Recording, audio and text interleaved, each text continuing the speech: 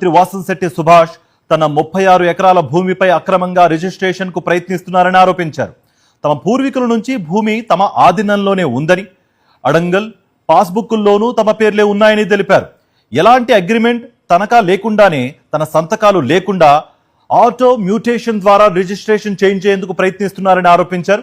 నర్సాపురం, ఉండి sub registrar కార్యాలయాల్లో దస్తావేజులు పెట్టారని తెలిపారు ఆయన. ఈ వ్యవహారంపై సీఎం చంద్రబాబు, మంత్రి నారా లోకేష్, డిప్యూటీ సీఎం పవన్ కళ్యాణ్ కు ఫిర్యాదు చేసినా న్యాయం జరగలేదని రంగబాబు ఆవేదన వ్యక్తం చేశారు. మంత్రి తనను బెదిరిస్తున్నారని, తనపై హత్యాయత్నానికి కూడా ప్రయత్నిస్తున్నారని ఆరోపించారు. 8 నెలలుగా విజయవాడలో పోరాటం చేస్తున్నానని తెలిపారు.